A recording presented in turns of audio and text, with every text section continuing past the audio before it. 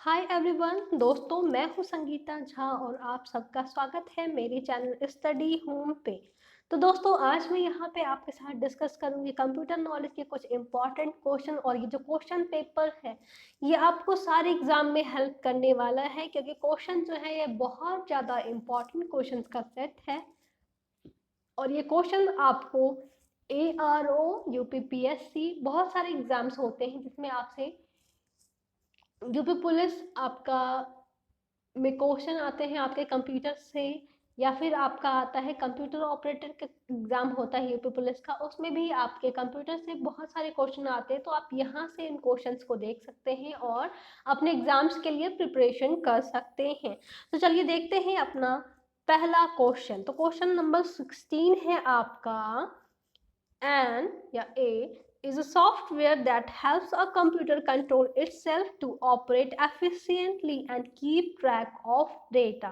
तो इनमें से कौन सी ऐसी चीज है जो सॉफ्टवेयर को हेल्प करता है कंप्यूटर को खुद को कंट्रोल करने के लिए और अच्छे से ऑपरेट करने के लिए और डेटा को ट्रैक करने के लिए।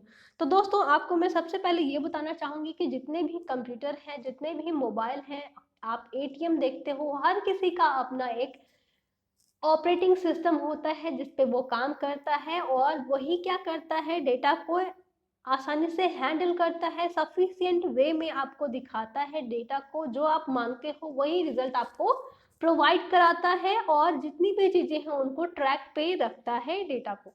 अगर आप बोलते हो ATM में, अगर आप वहाँ पे पिन में डालते हो और डालते हो कि आपको 500 रुपये निकालना है, तो वो 500 रुपये ही निकाल के देखा देता है। तो वो कितना ज़्यादा एफिशिएंट है आपको समझ में आ रहा होगा।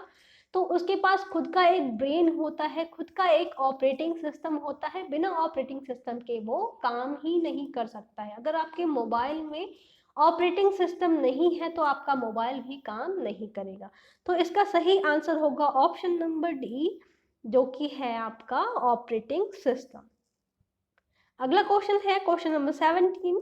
To specify margins in Word the user has to select page setup option from the, किस मेनू से ढूंढता है एक बंदा अगर उसको किसी भी पेज को MS वर्ड में क्या करना है, मार्जिन करना है, तो वो क्या करता है, सेलेक्ट करता है पेज के सेटअप ऑप्शन में जाके किस मेनू को, अगर उसे उस पेज को क्या करना है, मार्जिन करना है। तो पहला ऑप्शन है आपका एडिट, द सेकंड है आपका टेबल, सी है आपका ऑटो करेक्ट एंड डी है आपका फाइल, ई है आपका format.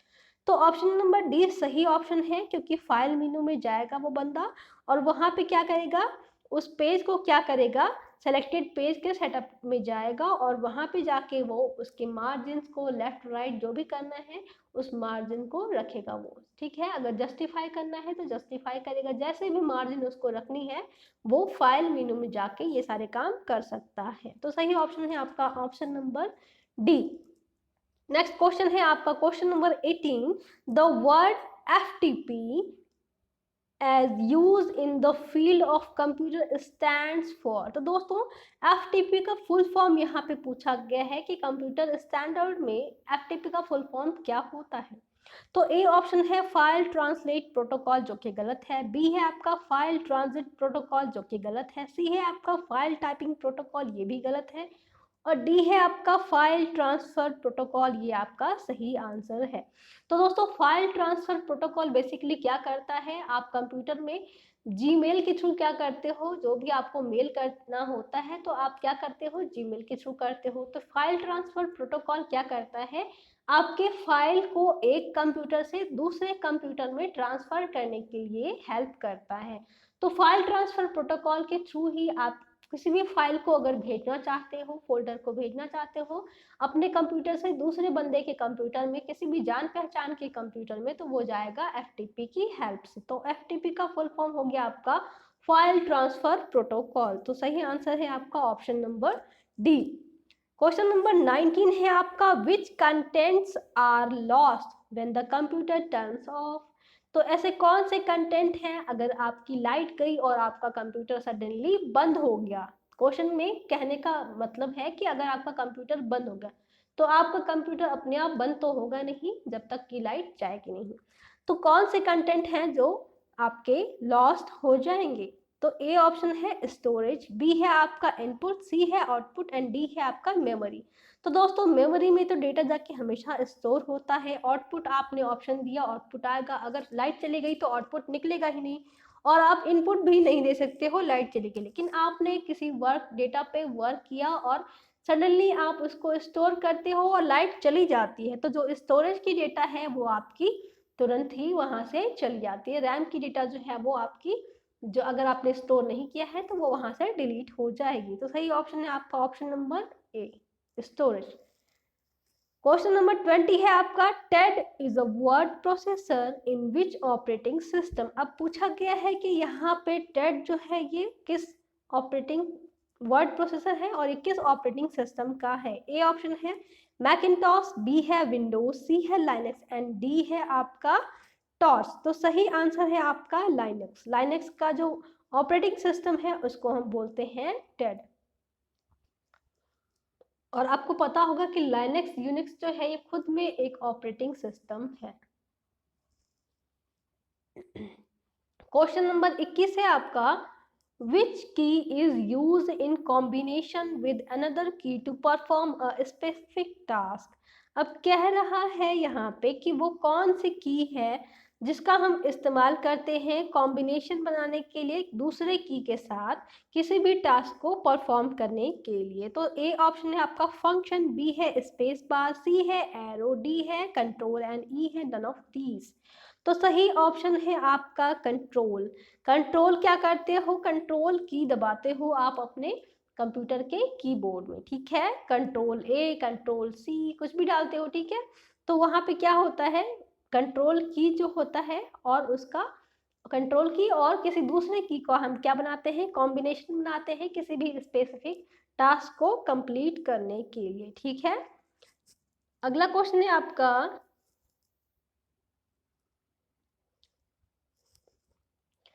What is the permanent memory built into your computer called? आपके कंप्यूटर में जो परमानेंट मेमोरी होती है, जो बिल्ट होती है पहले से ही, उसको क्या बोलते हैं। तो ए ऑप्शन है आपका रैम, बी है आपका रोम, सी है आपका सीपीयू एंड डी है आपका सीडी रोम, सबसे लास्ट है आपका नन ऑफ दीज। तो सही आंसर है आपका रोम। रोम जो है ये आपके कंप्यूटर में पहले से ही लगा होता है। आप रैम को घटा बढ़ा सकते हो, कितने जीबी का रैम आपको लगाना है, 4 जीबी का या फिर 8 जीबी का, लेकिन आपका रोम जो है वो पहले से ही कंप्यूटर में फिक्स्ड होता है कि वो 2 जीबी का है या 4 जीबी का है, ठीक है। उसकी एक स्टोरेज कैपेसिटी होती है। तो रोम का मतलब क्या होता है, रीड ओनली मेमोरी। इसमें आप कुछ भी बदलाव नहीं कर सकते हो, सारे डेटा इसमें पहले से ही फिक्स होते हैं, पहले से ही स्टोर्ड होते हैं। तो रोम जो है ये आपका सही आंसर होगा। नेक्स्ट क्वेश्चन है आपका क्वेश्चन नंबर 23 और इस क्वेश्चन में लिखा है, when sending an email the dash line describes the contents of the message. अब किसी भी मैसेज को आप, किसी भी ईमेल को आप एक जगह से दूसरी जगह पे भेजते हो तो डिस्क्रिप्शन लिखते हो उस मैसेज के बारे में, ठीक है, उस मेल के बारे में। तो क्या ऑप्शन देते हो आप, तो ए है आपका सब्जेक्ट, बी है आपका टू, सी है आपका कंटेंट्स, डी है आपका सीसी एंड डी ई है आपका नन ऑफ दीज। तो सही ऑप्शन है आपका सब्जेक्ट, ठीक है। सब्जेक्ट बार में जाते हो और उस जो भी आप मेल भेज रहे हो, अगर किसी की अपॉइंटमेंट के लेटर भेज रहे हो आप, तो वहां पे लिखोगे रिगार्डिंग अपॉइंटमेंट लेटर, ठीक है। तो ये सब हम कहाँ पे लिखते हैं, सब्जेक्ट में जाके लिखते हैं। तो सही आंसर है आपका सब्जेक्ट। क्वेश्चन नंबर 24 है आपका, the rectangular area of the screen that displays a program data and या और information is। अब कह रहा है कि वो रेक्टेंगुलर एरिया आपके कंप्यूटर स्क्रीन का जो कि किसी भी प्रोग्राम को, डेटा को और इंफॉर्मेशन को डिस्प्ले करता है या फिर शो करता है, उसे हम क्या बोलते हैं। तो ए ऑप्शन है आपका टाइटल बार, बी है आपका बटन, सी है आपका डायलॉग बॉक्स एंड ई है, डी है आपका विंडोज, ई है आपका नन ऑफ दिस। तो सही ऑप्शन है आपका ऑप्शन नंबर डी, जिसको बोलते हैं हम विंडोज, ठीक है। विंडोज में ही आपको सब कुछ दिखने के लिए मिलता है नीचे, जो कि आपको बताता है कि आप कौन सा प्रोग्राम कर रहे हो, किस डेटा पे कर रहे हो, कौन सा डेटा परफॉर्म कर रहे हो, कौन सी इंफॉर्मेशन पे आप वर्क कर रहे हो। तो ये सारे इंफॉर्मेशन आपको कहाँ पे देखने के लिए मिल जाते हैं, आपको कंप्यूटर के विंडोज में देखने के लिए मिल जाता है। क्वेश्चन नंबर 25 है आपका, which is the part of a computer that one can touch and feel. अब कह रहा है कि कंप्यूटर के ऐसा कौन सा पार्ट है जिसको हम टच कर सकते हैं और फील कर सकते हैं, यानी कि अनुभव कर सकते हैं या महसूस कर सकते हैं। तो दोस्तों कंप्यूटर में दो चीज़ें बहुत इंपॉर्टेंट रोल प्ले करती हैं, एक आपका इनपुट होता है, एक आपका आउटपुट होता है। ऐसे ही कंप्यूटर में हार्डवेयर होता है और सॉफ्टवेयर होता है। तो सॉफ्टवेयर वे प्रोग्राम होते हैं जो कंप्यूटर के अंदर चलते हैं, जैसे कि आपका ऑपरेटिंग सिस्टम। जैसे आप मोबाइल पे कोई गेम खेलते हो, कुछ भी खेलते हो, तो उसका एक पर्टिकुलर सॉफ्टवेयर होता है। आप उस गेम को कंप्यूटर के अंदर या फिर मोबाइल के अंदर घुस के टच नहीं करते हो, बल्कि आप क्या टच करते हो, आप अपने मोबाइल को टच कर सकते हो, उसके कीबोर्ड को टच कर सकते हो, कीज को टच कर सकते हो, ईयरफोन को टच कर सकते हो। तो ये जितनी भी चीजें हैं ये सब हैं वह उसकी हार्डवेयर, ठीक है, सिर्फ हार्डवेयर को हम टच कर पाते हैं। तो ऐसे ही कंप्यूटर का जो पार्ट जिसको हम टच कर सकते हैं और फील कर सकते हैं उसको हम बोलते हैं कंप्यूटर हार्डवेयर। तो सही ऑप्शन है आपका ऑप्शन नंबर ए, जो कि है हार्डवेयर। अगला क्वेश्चन है आपका question number 26, a dash is a program that makes the computer easier to use. ऐसी कौन सी चीज है जो कंप्यूटर के प्रोग्राम को इजियर बनाती है ताकि कोई भी बंदा उसको आसानी से यूज कर सके। तो दोस्तों ये जो प्रोग्राम होती है इसको हम बोलते हैं utility programme. Option number A जो है ये आपका सही आंसर होगा।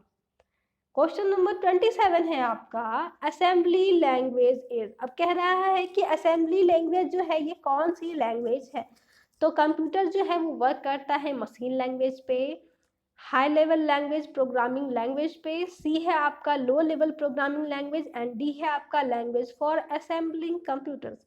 तो दोस्तों जो असेंबली लैंग्वेज होती है ये हमेशा लो लेवल प्रोग्रामिंग लैंग्वेज होती है, ठीक है। तो सही आंसर है आपका option number C, low level programming language is called assembly language. Question number 28 है आपका, what shows the contents of active cell. अब कह रहा है कि वो कौन सी चीज है जो एक्टिव सेल के कंटेंट को शो करती है। तो ए ऑप्शन है आपका नेम बॉक्स, बी है आपका रो बॉक्स, सी है आपका फॉर्मूला बॉक्स, डी है आपका टास्क पैन एंड ई है आपका नन ऑफ दीज। तो दोस्तों अगर आप एक्सेल यूज करते हो और उसमें जो जिस भी सेल पे आप वर्क कर रहे हो तो वो कहलाता है आपका एक्टिव सेल। जिस भी आप रो या कॉलम में किसी भी रो में आप सेल नंबर, अगर आप कॉलम नंबर 2 पे हो और रो नंबर 1 पे हो आप, तो वो आपका हो जाएगा एक्टिव सेल, ठीक है। मान लीजिए आप किसी भी जितने भी छोटे छोटे सेल बने होते हैं और जिस सेल पे आपके कंप्यूटर का कर्सर होता है, माउस का कर्सर होता है, वो आपका एक्टिव सेल कहलाता है। तो दोस्तों सही आंसर होगा जो कंटेंट को शो करेगा किसी भी एक्टिव सेल का, तो वो कहलाएगा आपका फॉर्मूला बार। तो सही आंसर है आपका फॉर्मूला बार।